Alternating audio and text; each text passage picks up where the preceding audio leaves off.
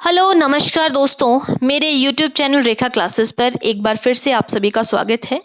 तो दोस्तों हमने एचपीजीके की सीरीज़ जो है वो आप लोगों के लिए स्टार्ट की है, जिसमें मैंने आप लोगों को बहुत ही इम्पोर्टेंट जितने भी प्रीवियस ईयर्स एग्जाम में जो भी क्वेश्चंस पूछे गए हैं तो वो सारी चीज़ लोगों को यहाँ पे कवर करवाई हैं।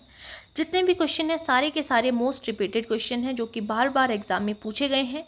आप लोगों को ये तक मैंने मैंशन किया हुआ है कि कौन से पेपर में कौन सी चीज़ पूछी गई है, ठीक है। तो उसी तरीके से आज भी आप लोगों के लिए कुछ क्वेश्चंस मैं आप लोगों के लिए लेकर आई हूँ, जिसमें हम जो है वो सबसे पहले डिस्कस करेंगे हिमाचल प्रदेश के मध्यकालीन इतिहास के बारे में कि उस टाइम पे जो मध्यकालीन आक्रमणकारी हैं जैसे मोहम्मद गजनबी था या मोहम्मद गौरी है, उन्होंने किस तरीके से आक्रमण किया था, कितने आक्रमण किए थे, कौन कौन से क्वेश्चंस जो हैं इन मध्यकालीन आक्रमणकारियों से बनते हैं, ठीक है। तो चलिए स्टार्ट करते हैं आज की क्लास को। सबसे पहला क्वेश्चन आप यहाँ पर देख पा रहे हो 1009 ईस्वी के बारे में अगर हम बात करें तो 1009 ईस्वी में निम्न में से किसने नगरकोट यानी कि कांगड़ा को लूटा था। तो इसका करेक्ट आंसर हो जाएगा हमारे पास मोहम्मद गजनबी यानी कि option number B correct answer है। आप देख रहे हो ईटीआई 2018 में 8 में और एचपीपीटीआई में भी पूछा गया है, टैट में भी पूछा गया है, इसके अलावा भी ये बहुत बार पूछा गया क्वेश्चन है, ठीक है। तो मोहम्मद गजनबी के बारे में हम सबसे पहले बात करेंगे। मोहम्मद गजनबी जो है वो इंपॉर्टेंट नाम हमारे पास आता है, तो जो हमें इसके बारे में पता होना चाहिए। तो मोहम्मद गजनबी से पहला क्वेश्चन बनता है किसने जो है वो भारत पर कितनी बार जो है वो आक्रमण किए हैं। तो मोहम्मद गजनबी ने जो है वो टोटल 17 बार जो है वो भारत पर आक्रमण किया है, ठीक है। दूसरा क्वेश्चन जो आपको पता होना चाहिए, मोहम्मद गजनबी ने जो है ये जो हम बात करें 1009 में जो है नगरकोट यानी कि कांगड़ा को लूटा था। तो इसने 1009 में किसको हराया था। तो यहाँ पर एक नाम आता है आपके पास आनंदपाल। आनंदपाल को हराने के बाद नगरकोट पर आक्रमण किया था और उसके खजाने को लूटा था, ये चीज़ पता होनी चाहिए। नगरकोट किले पर तुर्कों का कब्जा पूछा जाता है कि नगरकोट किले पर तुर्कों का कब्जा कब तक था, ठीक है। तो तुर्कों का कब्जा अगर हम बात करें तो 1043 ईस्वी तक रहा था, ठीक है। 1043 ईस्वी तक रहा था नगरकोट किले पर तुर्कों का कब्जा, जिसके बाद जो दिल्ली के तोमर राजा महिपाल ने नगरकोट से गजनबी शासन की समाप्ति की। अगर आपसे पूछा जाए कि नगरकोट या फिर नगरकोट से समाप्ति किसने की थी गजनबी वंश की, तो समाप्ति की थी दिल्ली के तोमर राजा, उनका नाम क्या था, महिपाल। महिपाल कौन थे, दिल्ली के तोमर राजा। इस तरीके से भी आपसे क्वेश्चन पूछा जा सकता है, ठीक है। मोहम्मद गजनबी ने जो है वो 1023 की डेट आपने याद रखनी है। 1023 की डेट तक की अगर हम बात करें तो नगरकोट को छोड़कर सिर्फ नगरकोट पर ये शासन कर पाए थे, अधिकार कर पाए थे, इसके अलावा ये कहीं पर अधिकार नहीं कर पाए थे। और एक नाम आपको और पता होना चाहिए, त्रिलोचन पाल, और उनके पुत्र का नाम है भीमपाल। उनकी मृत्यु के उपरांत 1026 ईस्वी में तुर्कों के अधीन कांगड़ा आया था। तो तुर्कों का शासन रहा था 1043 तक। तो यहाँ पे जो उनके अधीन पर आया था वो कब आया था, 1026 ईस्वी में। उसके उपरांत जो है तुर्कों के अधीन रहा था। और यहाँ पे ये चीज़ आपको इतनी ज़्यादा जो चीज़ें पता होनी चाहिए वो मैंने आपको बता दी। एक डेट आप लोगों के पास और आती है जो मैंने कहा 1001। 1001 ईस्वी का क्या लेना देना है। तो 1001 ईस्वी में मोहम्मद गजनबी के आक्रमण के समय उसका हिंदू शासक से सामना हुआ था। तो 1001 के आक्रमण के समय उसका सामना जो है वो किस हिंदू शासक के साथ में हुआ था। तो ये हुआ था आपका जयपाल के साथ में। ये क्वेश्चन भी जो है वो असिस्टेंट प्रोफेसर के पेपर में और कई बार टैट के पेपर में पूछा गया है, ठीक है। दूसरा क्वेश्चन है 1009 में किस आक्रमणकारी ने कांगड़ा पर आक्रमण किया और मंदिरों को भी तोड़ा था। तो 1009 में जो है वो मोहम्मद गजनबी है, जो मैंने आपसे यहाँ पे क्वेश्चन डिस्कस किया था, ठीक है। तीसरा क्वेश्चन है 1001 में राजा जयपाल को हराने वाला अफगान बादशाह। ये जो मोहम्मद गजनबी के बारे में हम यहाँ पे बात कर रहे हैं ना, ये क्या है, इन्हें क्या कहेंगे हम, इन्हें अफगान बादशाह के नाम से जाना जाता है। ये चीज़ आपने याद रखनी है, ठीक है। तो अफगान बादशाह, इस तरीके से भी इस क्वेश्चन को पूछा जाता है। मोहम्मद गजनबी ने हिमाचल प्रदेश के किस किले पर 1009 एडी में आक्रमण किया था, इस तरीके से पूछा जाए तो नगरकोट के किले पर आक्रमण किया था, यानी कि कांगड़ा पर आक्रमण किया था, ठीक है। 1009 में मोहम्मद गजनबी के आक्रमण के समय यहाँ पर ये जो नगरकोट है, नगरकोट का शासक कौन था? तो 1009 की बात कर रहे हैं। 1001 के समय पे तो आपको पता चल गया, 1001 में तो जयपाल था, लेकिन 1009 के समय पे कांगड़ा का शासक कौन था, जिसका नाम क्या है? जयचंद या फिर जगदीश चंद भी के नाम से भी हम इन्हें जानते हैं। ठीक है, ये चीज़ आपने याद रखनी है। फिर मोहम्मद गजनबी से ही रिलेटेड आता है एक नाम आपके पास, उसी वंश से रिलेटेड, कि गजनी का पहला सुल्तान था जिसने 10वीं सदी के अंत में हिंदू शाहिया वंश के अधिकार क्षेत्र में अतिक्रमण करना प्रारंभ कर दिया था। तो गजनी का पहला सुल्तान था वो, जिसका नाम था सुबुक्तगीन। हिंदू शाहिया वंश के अधिकार क्षेत्र में अतिक्रमण करना शुरू किया था, तो कौन था? सुबुक्तगीन का नाम वहाँ पे आता है। अब चलेंगे हम अपने नेक्स्ट क्वेश्चन की तरफ। शाहिया राजवंश के हिंदू राजा जयपाल को गजनी के शासक सुबुक्तगीन के साथ एक अपमानजनक संधि करने के लिए क्यों बाध्य होना पड़ा था? तो जयपाल कौन है, जिसके बारे में मैंने कहा कि 1001 में मोहम्मद गजनबी के आक्रमण के समय उसका जो शासक था वो था जयपाल। तो जयपाल को गजनी के शासक थे उस टाइम पे सुबुक्तगीन, उनके साथ एक अपमानजनक संधि करनी पड़ी, तो वो क्यों, उसके बारे में हम यहाँ पे बात करेंगे। तो आप यहाँ पे देख पा रहे हो, अपने एक सिपह सलार के विद्रोह के कारण, पुत्र की मृत्यु के कारण, धन के अभाव के कारण या बर्फीले तूफान के कारण, तो ऑप्शन नंबर डी, बर्फीले तूफान के कारण उनको जो है वो संधि करनी पड़ी थी। नेक्स्ट क्वेश्चन है हमारे पास, मोहम्मद गजनबी की सेना ने कांगड़ा के कौन से मंदिर को नष्ट किया था? बार बार क्वेश्चन पूछा जाता है, मोस्ट इंपॉर्टेंट क्वेश्चन है। तो मोहम्मद या महमूद गजनबी की सेना ने कांगड़ा के ब्रजेश्वरी मंदिर को जो है वो तोड़ा था, नष्ट किया था। ये क्वेश्चन बार बार पूछा जाता है। ठीक है, उसके अलावा एक और क्वेश्चन आपको यहाँ पे ध्यान रखना है, नगरकोट का किला कब तक तुर्कों के कब्जे में रहा था? मैं आपसे डिस्कस कर चुकी हूँ, ये क्वेश्चन भी बार बार पूछा जाता है। तो 1043 ईस्वी तक जो है वो नगरकोट का किला जो है तुर्कों के अधीन, तुर्क यानी कि मोहम्मद गजनबी को ही बोल रहे हैं हम, तो मोहम्मद गजनबी के यानी कि तुर्कों के अधीन रहा था। मोहम्मद गजनबी के द्वारा किस सन में जो है वो यहाँ पे कांगड़ा के किले को हथियाया गया था? तो कांगड़ा के किले पर आक्रमण जिस वर्ष हुआ था 1009 ईस्वी में, उस वर्ष जो है वो उसको हथिया लिया गया था। ठीक है, ये चीज़ आपको यहाँ पे पता होनी चाहिए। की तरफ नेक्स्ट क्वेश्चन है, और ये वाला पोर्शन रहेगा हमारा सल्तनत काल से रिलेटेड। ठीक है, सल्तनत काल से रिलेटेड, या फिर आप यहाँ पे इसको मुगल काल भी बोल सकते हो, मिक्स रहेगा आपका मुगल काल और सल्तनत काल से रिलेटेड। मुगल काल की अगर हम यहाँ पे बात करें, कौन कौन सी चीज़ें आपके पास यहाँ पर जो है वो इम्पॉर्टेंट बनेंगी। ठीक है, तो सबसे पहला है हमारे पास यहाँ पे क्वेश्चन, पंजाब की पहाड़ी रियासतों के जो राजकुमार मुगल दरबार में बंधक होते थे, उन्हें मियाँ की उपाधि किस शासक द्वारा दी गई? तो उनको बोला, जो पंजाब की पहाड़ी रियासतें हैं उनके जो राजकुमार हैं, मुगल दरबार में उनको बंदी बनाया जाता था, तो उनको मियाँ की उपाधि दी जाती थी। तो मियाँ की उपाधि जो है वो किस शासक के द्वारा उन्हें प्रदान की जाती थी? तो वो की जाती थी जहांगीर, उन्हें जो है वो मियाँ की उपाधि देते थे। ठीक है, ये आपने याद रखना है, जहांगीर का यहाँ पे जो है वो नाम आता है। थोड़ा सा हम जहांगीर के बारे में बात कर लेते हैं अब यहाँ पे। ठीक है, तो ये जो जहांगीर से रिलेटेड हमारे पास चीज़ें जो हमें पता होनी चाहिए, देखते हैं।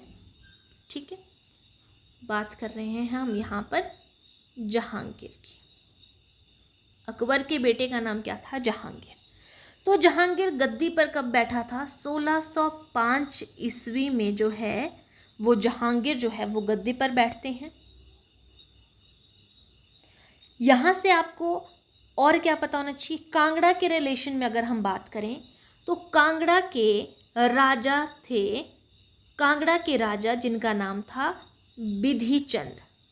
कांगड़ा के राजा विधिचंद, 1605 में उनकी मृत्यु हुई और उनका बेटा आया आगे को, विधिचंद के बेटे हैं त्रिलोकचंद। तो विधिचंद, त्रिलोकचंद, जहांगीर के शासनकाल के समय पे हम देख रहे हैं ये गद्दी पर बैठता है विधिचंद की मृत्यु होने के बाद में। ठीक है, हम यहाँ पे बोल रहे हैं कि जहांगीर गद्दी पर बैठे 1605 में, और जो कांगड़ा के राजा हैं उनकी मृत्यु हुई 1605 में, और उनके बेटे बैठे त्रिलोकचंद जो है वो गद्दी पर। तो जहांगीर ने कांगड़ा पर कब्जा करने के लिए जो नूरपुर के राजा सूरजमल हैं इनके बारे में बात करेंगे हम। हमें पता चल गया कि अब यहाँ पे त्रिलोकचंद का शासन चला हमारे यहाँ पर। ठीक है, तो यहाँ पे जहांगीर ने, एक डेट आती है हमारे पास 1615 ईस्वी। 1615 ईस्वी में कांगड़ा पर कब्जा करने के लिए नूरपुर, जिसका पुराना नाम क्या था, जिसको किस नाम से जानते थे, धमेरी के नाम से। ठीक है, धमेरी के राजा थे। नूरपुर या धमेरी के राजा का नाम है सूरजमल। ठीक है, सूरजमल और शेख फरीद मुर्तज़ा खां को भेजा। ठीक है, तो उन्होंने जो है, जहांगीर ने 1615 में कांगड़ा पर कब्जा करने के लिए नूरपुर के राजा सूरजमल और शेख फरीद मुर्तज़ा खां को भेजा, परंतु दोनों में विवाद होने और मुर्तज़ा खां की मृत्यु होने के बाद कांगड़ा किले पर कब्जा करने की योजना को स्थगित करना पड़ गया। दोनों में क्या हुआ, विवाद हुआ, और वहां पर क्या हुआ, लड़ाई झगड़ा हुआ दोनों में, और मुर्तज़ा खां की वहां पे मृत्यु हो गई, और ये प्लान जो है वो एक्सटेंड करना पड़ा। फिर जहांगीर ने जो है 1615 की बात की हमने, कि नूरपुर धमेरी में सूरजमल को और मुर्तज़ा खां को भेजा, ये हमने यहाँ पे बात की। ठीक है, उसके बाद क्या हुआ, 1615 के बाद जहांगीर जो है आती है 1617 ईस्वी की डेट। फिर जो नूरपुर के राजा सूरजमल और शाह कुली खां मोहम्मद तकी के नेतृत्व में कांगड़ा विजय के लिए सेना भेजी। फिर उसने दोबारा जो है सूरजमल, जो कि कहाँ के राजा थे, सूरजमल थे नूरपुर यानी कि धमेरी के राजा, उसके साथ में जो है वो किसको भेजा, शाह कुली खां। शाह कुली खां मोहम्मद तकी की बात कर रहे हैं, उनके नेतृत्व में उनको सेना को भेजा। राजा सूरजमल और शाह कुली खां में झगड़ा हो जाने के कारण कुली खां को भी वापस आना पड़ा। अब इनके बीच में भी हुआ। पहले क्या हुआ, जो सूरजमल है और मुर्तज़ा खां हुए, मुर्तज़ा खां और उनके बीच में झगड़ा हुआ, मुर्तज़ा खां की मृत्यु हुई। फिर दूसरी बात जो है 1617 में सूरजमल और शाह कुली खां मोहम्मद तकी को भेजा, और उनके बीच में भी जो है वो शाह कुली खां के बीच में झगड़ा हुआ और उनकी मृत्यु हो गई। कुली खां को वापस जो है वो बुला लिया गया था। ठीक है, यहाँ पे ये चीज़ याद रख, झगड़ा हुआ, मृत्यु नहीं बोल रहे हैं हम, झगड़ा हुआ, और कुली खां को जो है उसके कारण जो है वो वापस बुला दिया। सूरजमल ने मुगलों के विरुद्ध विद्रोह कर दिया फिर, और जहांगीर ने सूरजमल के विद्रोह को दबाने के लिए किसको भेजा था, राजा राय विक्रमजीत और अब्दुल अजीज को भेजा। राजा सूरजमल ने मानकोट और तारागढ़ किले में शरण ली। अगर आपसे पूछा जाए कि जहांगीर से बचने के लिए या जहांगीर की सेना से बचने के लिए उन्होंने जो शरण ली थी, तो वो कहाँ पर ली थी, मानकोट और तारागढ़ किला। ठीक है, मानकोट और तारागढ़ किले में उन्होंने जो है वो शरण ली, और चंबा रियासत के अधीन था जो। ठीक है, चंबा के राजा कौन थे, चंबा के राजा थे हमारे पास प्रताप वर्मन।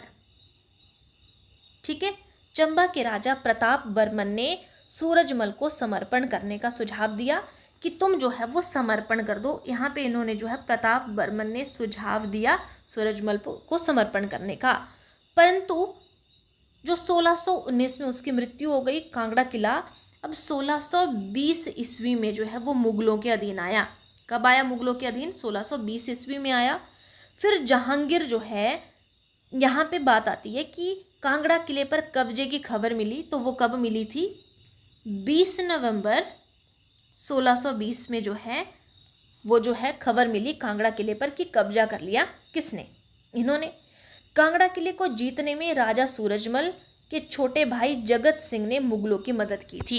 अगर बोला जाए सूरजमल तो क्या कर रहा था, वहां पे लड़ाई झगड़ा डाल रहा था बार बार, है ना।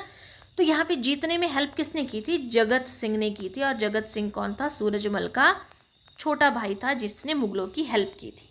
तो इतनी चीज़ें आपको किसके बारे में पता होनी चाहिए, जहांगीर के बारे में पता होनी चाहिए। ठीक है, और भी चीज़ें बहुत सी हमारे पास आती हैं। जहांगीर जो है नूरपुर या धमेरी आया था, तो वो कब आया था नूरपुर या धमेरी, तो 1622 ईस्वी में जो है वो धमेरी आया था, पहली बात।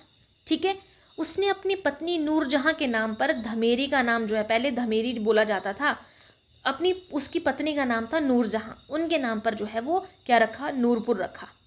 और कांगड़ा किले के एक दरवाजे का नाम, जो कांगड़ा किले में अगर आप जाओगे कभी तो आप वहाँ पर देखोगे एक दरवाजे का नाम जो है वो क्या रखा गया, जहांगीरी दरवाज़ा जो है वो रखा गया। ठीक है। जहांगीर के कांगड़ा किले के अंदर जो है, कांगड़ा किले के अंदर एक मस्जिद का निर्माण भी करवाया था। ये भी आपको पता होना चाहिए कि कांगड़ा किले के अंदर एक मस्जिद भी बनवाई थी उसने। और जहांगीर के समय चंबा के राजा जो जनार्दन और जगत सिंह के बीच धलोग का युद्ध हुआ। ठीक है, ये चीज़ भी आपको पता होनी चाहिए कि धलोग का युद्ध जो है वो किस किस के बीच में हुआ है। धलोग की अगर हम बात करें, धलोग का जब हम नाम लेते हैं तो धलोग का युद्ध किस किस चीज़ के किसके बीच में हुआ है, तो धलोग का आता है आपके पास जहांगीर के समय पे हुआ है। चंबा का राजा था आपके पास जनार्दन, एक नाम आता है चंबा के राजा जनार्दन, और दूसरा आता है हमारे पास जगत सिंह। जगत सिंह कौन थे, सूरजमल का छोटा भाई जगत सिंह। उनके बीच में जो है ये धलोग का युद्ध हुआ था और विजय किसकी हुई थी, जगत सिंह की हुई थी। ठीक है। चंबा पर जो है जगत सिंह का अब कब्जा हुआ, कब, 1623 ईस्वी से लेकर 2 दशक तक जो है जगत सिंह का कब्जा रहा। जगत सिंह मुगलों का वफादार था। ठीक है। दूसरा क्वेश्चन आपसे यहाँ पे जो इम्पोर्टेंट पूछा जाता है, सारी की सारी दोस्तों बहुत ही इम्पोर्टेंट चीज़ें हैं। सिरमौर का राजा कौन था जो जहांगीर का समकालीन था। क्वेश्चन आपसे पूछ लिया जा सकता है कि सिरमौर का समकालीन राजा जो जहांगीर का समकालीन था वो था आपका बुद्धि प्रकाश। ठीक है, बुद्धि प्रकाश को जाना जाता है सिरमौर का समकालीन राजा, किसका, जहांगीर का समकालीन था ये। उसके बाद आपके लिए जो इम्पोर्टेंट चीज़ है, कांगड़ा किले का पहला मुगल किलेदार कौन था। कांगड़ा किले का पहला मुगल किलेदार अगर पूछा जाए तो वो आएगा आपका नवाब अली खां। ठीक है, पहला मुगल किलेदार, पहला कांगड़ा किले का पहला मुगल किलेदार बनाया गया, किससे बनाया गया, वो बनाया गया नवाब अली खां को कांगड़ा किले का पहला किलेदार बनाया गया। ठीक है, अब चलेंगे हम अपने नेक्स्ट क्वेश्चन की तरफ। नेक्स्ट क्वेश्चन है 1588 ईस्वी में कांगड़ा के किस राजा ने जम्मू से कांगड़ा तक के सभी पहाड़ी प्रमुखों को अकबर के विरुद्ध संगठित किया था। तो वो किया था विधि चंद ने। Option number A correct answer हो जाएगा। ठीक है, अकबर के बारे में अब हमें पता होना चाहिए कि अकबर की कौन कौन सी चीज़ें इंपॉर्टेंट है। तो यहाँ पे अकबर ने 1556 में सिकंदर शाह को पकड़ने के लिए नूरपुर में अपनी सेना भेजी, क्योंकि नूरपुर के राजा थे भक्तमल की सिकंदर शाह से दोस्ती थी। ठीक है, जितनी जितनी चीज़ें यहाँ पे इंपॉर्टेंट है वो मैं चीज़ें आपको बताऊंगी। अकबर ने 1572 में, एक डेट आती है आपके पास 1572, 1572 में टोडरमल की पहाड़ी रियासतों की ज़मीनें लेकर एक शाही जमींदारी स्थापित करने के लिए नियुक्त किया था। ठीक है, और इसमें कांगड़ा के कितने गांव थे, 66 गांव कांगड़ा के थे, और चंबा के रिहलू, छेरी, पथियार और धारों क्षेत्र शामिल थे। राजा जयचंद की मृत्यु के बारे में बात करें कि राजा जयचंद की मृत्यु 1585 में हुई थी। उसका बेटा है हमारे पास विधिचंद, जिसके बारे में हमने यहाँ पे बात की। विधिचंद राजा बना और राजा विधिचंद ने अपने पुत्र त्रिलोक चंद को बंधक के तौर पर मुगल दरबार में भेजा था। ये चीज़ आपने ध्यान रखनी है। ठीक है, तो यहाँ पे ये भी क्वेश्चन बनता है कि जम्मू से कांगड़ा तक के सभी पहाड़ी प्रमुखों को अकबर के विरुद्ध संगठित किसने किया था, विधिचंद ने किया था। और विधिचंद को ही जो है, विधिचंद को जो है वो क्या किया था, वहाँ पे बनाया था। जब वो राजा बना, विधिचंद ने अपने पुत्र त्रिलोक चंद को बंधक के तौर पर जो है वो मुगल दरबार में भेजा था। ठीक है, अगर बोला जाए ऐसा कौन सा शासक था जिसने अपने बेटे को जो है वो बंधक बनाकर मुगल दरबार में भेजा था, तो वो था आपका विधिचंद, जिसका बेटे का नाम था त्रिलोक चंद को उसने भेजा था। आपसे दूसरा क्वेश्चन यहाँ पे इंपॉर्टेंट क्वेश्चन क्या पूछा जा सकता है कि चंबा का कौन सा राजा अकबर का समकालीन था। जहांगीर का, सिरमौर का तो हमने देख लिया कि सिरमौर का राजा जो है वो कौन जो है वो समकालीन था। वो मैंने आपको बता दिया, बुद्धि प्रकाश था। अकबर का समकालीन कौन था? तो अकबर का समकालीन है आपके पास धर्म प्रकाश। सिरमौर का अगर बात करें, दो चीज़ें आपके पास पूछी जाती हैं। अगर आपसे पूछा जाए चंबा का समकालीन राजा, अकबर के बारे में बात कर रहे हैं हम, तो चंबा का तो आ जाएगा आपके पास प्रताप सिंह वर्मन। ठीक है, चंबा का कौन सा आ जाएगा? प्रताप सिंह वर्मन। दूसरा है, अगर आपसे सिरमौर का पूछ लिया जाए कि सिरमौर का कौन सा था, तो वहां पे आ जाएगा धर्म प्रकाश। बुद्धि प्रकाश था किसका? जहांगीर का। और धर्म प्रकाश है सिरमौर का। और चंबा का कहाँ पे है? प्रताप सिंह वर्मन, अकबर के समकालीन की जब हम बात करते हैं। चलिए आगे चलते हैं नेक्स्ट क्वेश्चन की तरफ। नेक्स्ट क्वेश्चन है, किस चमत्कार ने मुगल सम्राट अकबर को जमलू से शाही महसूल के रूप में वसूल किए गए जो स्वर्ण सिक्के को लौटाने के लिए विवश कर दिया था? कौन सा सम्राट था? शाही महलों का असाधारण रूप से हिलना डुलना, स्वच्छ आकाश से बिजली गिरना, आगरा शहर का बर्फबारी से ढकना, शाही घराने के सभी सदस्यों की भूख एकदम बंद होना। तो कौन सा चमत्कार था जिसने अकबर को जमलू से जो उसने शाही महसूल के रूप में वसूल किए थे स्वर्ण सिक्के, उनको लौटाने पर विवश कर दिया था? तो कौन सी ऐसी घटना थी? तो करेक्ट आंसर हो जाएगा आगरा शहर की बर्फबारी से वो ढक गया था आगरा शहर, तो इस वजह से वो जो है वो विवश हो गया था इस चीज को करने के लिए। नेक्स्ट क्वेश्चन है आपके पास क्वेश्चन नंबर 4। क्या कहा गया है क्वेश्चन नंबर 4 में? किस रियासत के शासक ने मुगल सम्राट जहांगीर की कांगड़ा का किला हस्तगत करने में मदद की थी? नालागढ़ का, नूरपुर का, चंबा का, गुलेर का? तो करेक्ट आंसर हमारे पास हो जाएगा नूरपुर का। जो मैंने आपको बताया था किसने हेल्प की थी, पहले तो सूरजमल कर रहा था, फिर उसके बाद सूरजमल का जो भाई था जगत सिंह, उसने हेल्प की थी। ठीक है, नेक्स्ट क्वेश्चन की तरफ चलते हैं। नेक्स्ट क्वेश्चन है आपके पास, शाहजहां ने 1645 ईस्वी में नूरपुर रियासत के किस नरेश के को बलख के उज्बेकों को नियंत्रित करने के लिए भेजा था? जगत सिंह को, वसुदेव यानी कि वासु को, राजरूप सिंह को, या फिर पृथ्वी सिंह को? किसको भेजा था? तो करेक्ट आंसर हो जाएगा जगत सिंह ने हेल्प की थी, वो उनका बहुत ही वफादार बन गया था। तो 1645 में नूरपुर रियासत के जगत सिंह को जो है वो बलख के उज्बेकों को नियंत्रित करने के लिए भेजा था। नेक्स्ट क्वेश्चन है, दारा शिकोह की पत्नी ने किस रियासत के राजा को अपने बेटे की तरह माना था? तो दारा शिकोह की पत्नी ने जो नूरपुर के राजा को अपने बेटे की तरह माना था, याद रखिएगा इसका करेक्ट आंसर हो जाएगा नूरपुर। ठीक है, क्या हो जाएगा यहाँ पर? आप ऑप्शंस भी यहाँ पे देख सकते हो, नूरपुर होगा यहाँ पे correct answer, option number C. चलिए चलते हैं नेक्स्ट क्वेश्चन की तरफ। मुगल सम्राट ने 1572 में जागीर के रूप में कांगड़ा किसको दिया था? तो वो दिया था बीरबल को। राजा की उपाधि दी थी बीरबल को, ये भी आपने याद रखना। तो 1572 में जागीर के रूप में जो है किसको दिया था? वो दिया था आपके बीरबल को। 1572 में कांगड़ा दिया था। ठीक है, नेक्स्ट क्वेश्चन है, जिस मुगल सेना ने 1620 ईस्वी में कांगड़ा किले को अपने अधीन किया था उसका कमांडर कौन था? मुगल सेना ने 1620 में कांगड़ा किले को अपने अधीन कर लिया था, उसका कमांडर पूछा जा रहा है। तो शाह कुली खां था, शेख फरीद था, मिर्जा रुस्तम कंधारी था, या नवाब अली खां था? तो मैंने आपको बता दिया कमांडर कौन था, हमने ऑलरेडी जो है वो यहाँ पे डिस्कस कर दिया है। तो यहाँ पे उसका कमांडर 1620 में जब कांगड़ा किले को अपने अधीन कर दिया था, तो उसका कमांडर या किलेदार जिसको बोला जाता है, तो वो कौन था? नवाब अली खां था। ऑलरेडी मैं आप लोगों को बता चुकी थी। नेक्स्ट क्वेश्चन है, कांगड़ा के शासक थे जयचंद को किस मुगल बादशाह ने कैद कर लिया था? तो जयचंद को किसने किया था? औरंगजेब ने, अकबर ने, शाहजहां ने, जहांगीर ने? किसने किया था?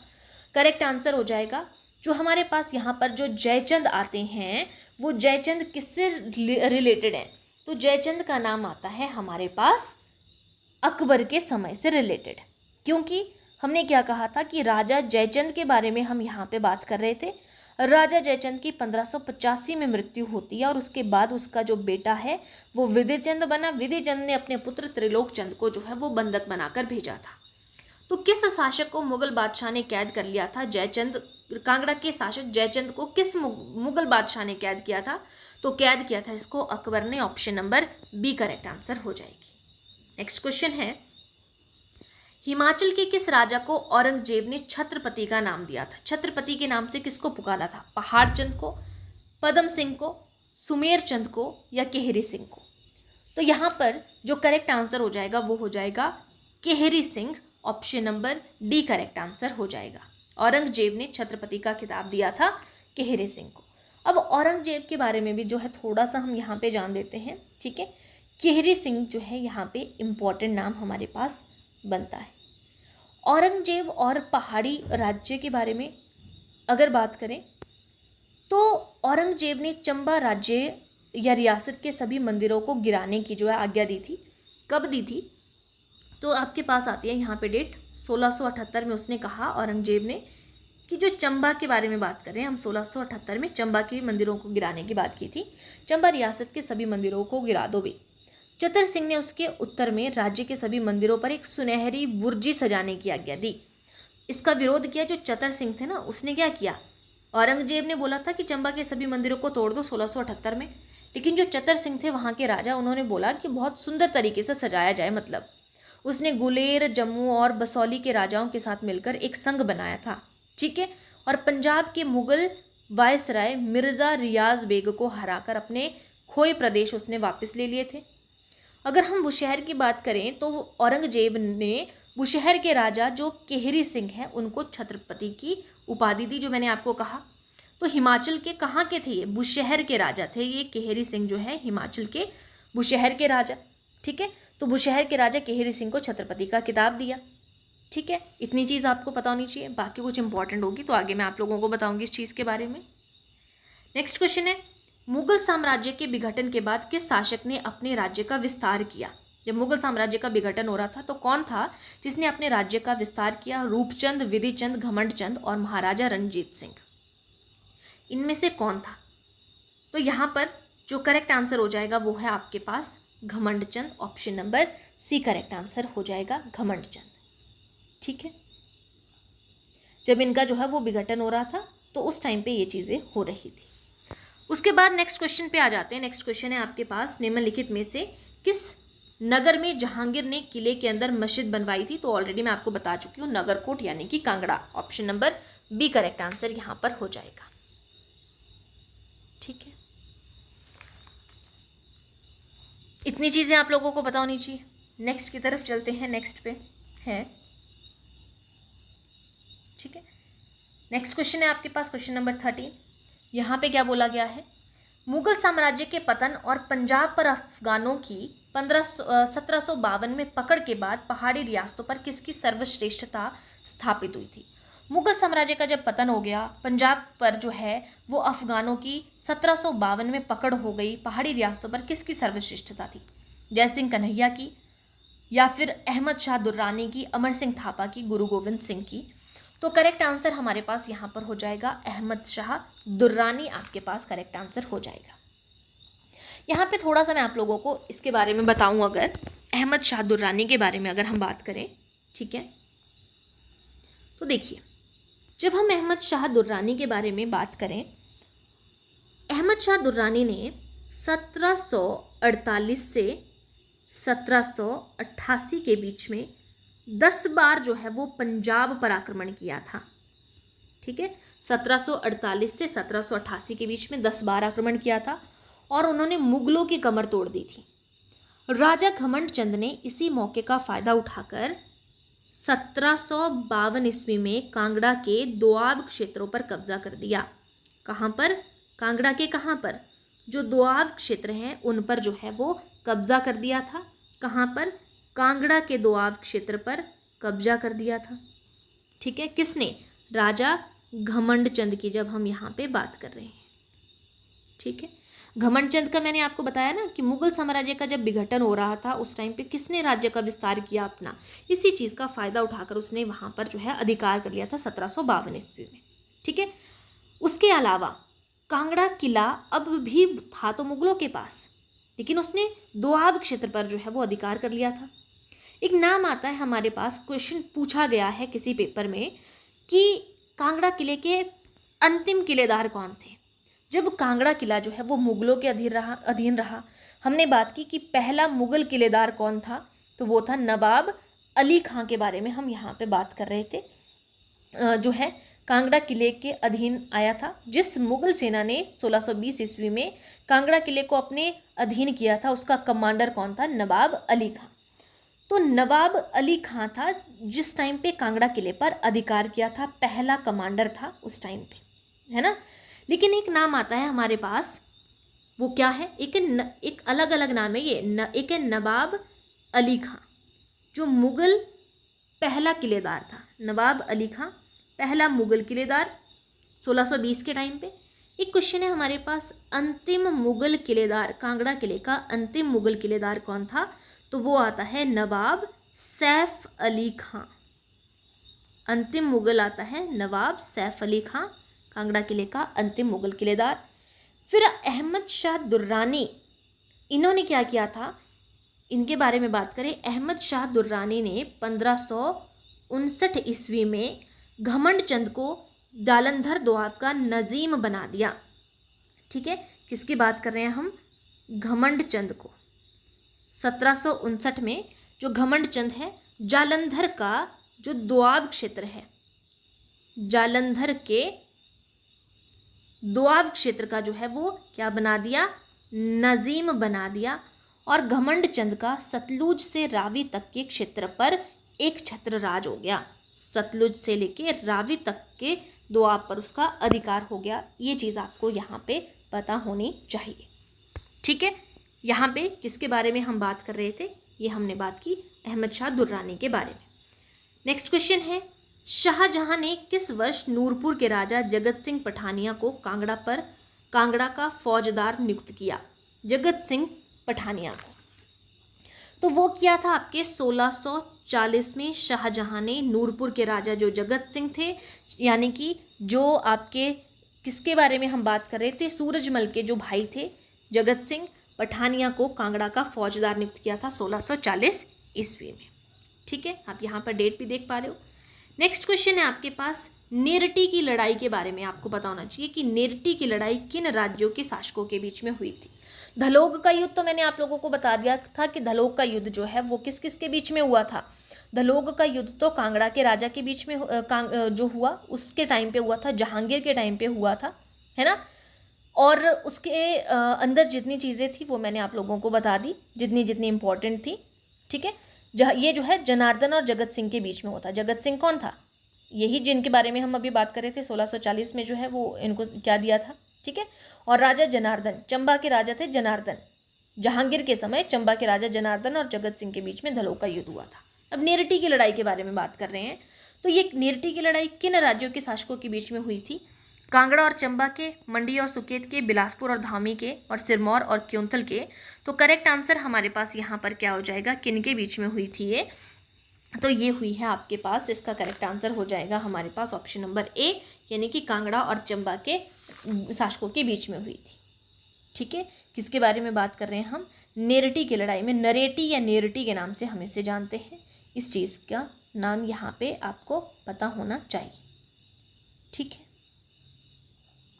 इतनी चीज़ें यहाँ पे हमने देखी। इसके अलावा थोड़ी सी और क्वेश्चंस मैं आप लोगों के साथ यहाँ पे जो है वो डिस्कस करूँगी।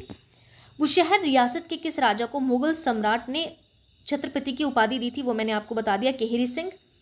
दूसरा क्वेश्चन है आपके पास, किस मुगल सम्राट ने जो है 1620 में जो है वो मस्जिद बनाई थी? 1620 में जो है वो जहांगीर ने जो है वो मस्जिद बनाई थी कांगड़ा किले यानी कि नगरकोट किले के अंदर। अहमद शाह अब्दाली ने कांगड़ा के किस राजा को महाराजा की उपाधि दी थी? तो महाराज की उपाधि अहमद शाह अब्दाली ने, कांगड़ा का कोई राजा था वो था घमंड चंद। घमंड चंद को जो है वो राजा की उपाधि दी थी अहमद शाह अब्दाली ने। ठीक है, इतनी चीज़ें आपको यहाँ पे पता होनी चाहिए।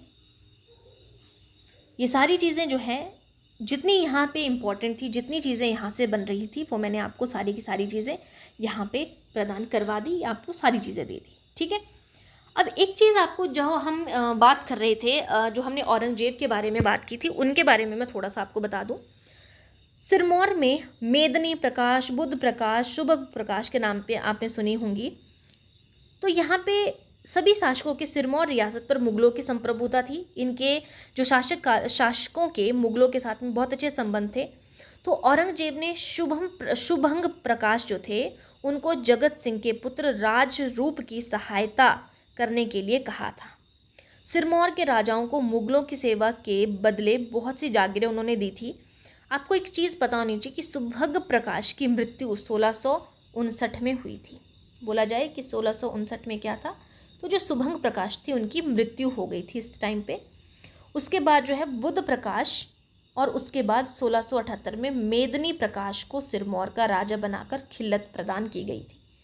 अगर बोला जाए कि 1678 में खिल्लत किसको प्रदान की गई थी, तो 1678 में जो खिल्लत है वो प्रदान की गई थी मेदिनी प्रकाश को। और मेदिनी प्रकाश कहाँ का शासक था? सिरमौर का प्रशासक था। ये आपने याद रखना है, ठीक है। और सिरमौर रियासत को गढ़वाल के विरुद्ध मुगलों का संरक्षण प्रदान था। गढ़वाल से उनको खतरा था, उसका संरक्षण जो है वो किसने दिया था?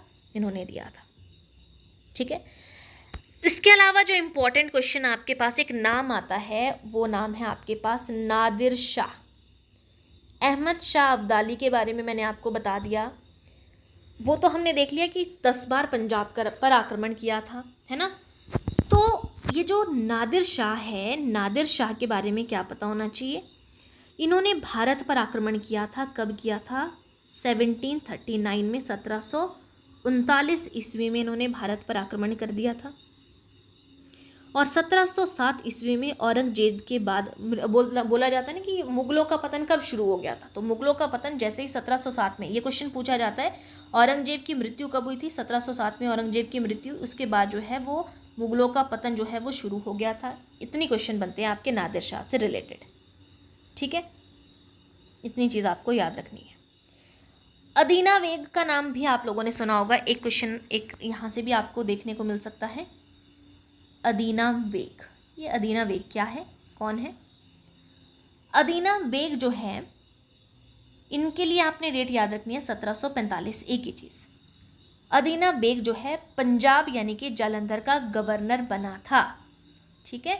कहाँ का गवर्नर था अदीना बेग? जालंधर या फिर पंजाब का गवर्नर बना था। उसने गुलेर के शासक दलीप सिंह और जसवा के शासक अजीत सिंह, नूरपुर के देवदत्त और कुटलहड़ के यदुपाल भंगाल के राय को हराया था, ठीक है। इतनी चीज़ आपको यहाँ पे पता होनी चाहिए। तो इतनी करेंगे हम आज की क्लास में। आई होप आप लोगों को सारी की सारी चीज़ें जो है वो अच्छे से समझ में आ गई होंगी। जितने भी इम्पोर्टेंट पॉइंट्स यहाँ से मुगलों से रिलेटेड हिमाचल प्रदेश के कॉन्टेक्स्ट में चीज़ें थी, वो मैंने आप लोगों को सारी की सारी चीज़ें बता दी। आई होप आप लोग यहाँ से अच्छे से जो है वो तैयारी कर रहे हैं। इन वीडियोस को जो है आप शुरू से लेके एंड तक बहुत अच्छे से देख रहे हैं। क्वेश्चन में क्या होता है, सिर्फ एक चीज़ के बारे में पता चलता है, लेकिन जब मैं आप लोगों को इसकी हिस्ट्री भी बता रही हूँ तो आप लोगों को सारी चीज़ें बहुत अच्छे से समझ में आएंगी यहाँ पे। तो आपने एक क्वेश्चन के बदले आप 4 क्वेश्चन की चीज़ें समझ पाओगे वहाँ से। तो आपने इस चीज़ को बहुत अच्छे से देखना है, बहुत ध्यान से सुनना है। आज के लिए हम इतना ही करेंगे। अगर आप लोगों को वीडियो पसंद आ रही है तो प्लीज़ वीडियो को लाइक करिएगा, चैनल को सब्सक्राइब करना मत भूलिएगा और बेल आइकन को भी प्रेस ज़रूर करिएगा ताकि नोटिफिकेशन वीडियो की सबसे पहले आप लोगों के पास पहुंच सके। चलिए आज के लिए इतना ही। थैंक यू, मिलते हैं नेक्स्ट क्लास।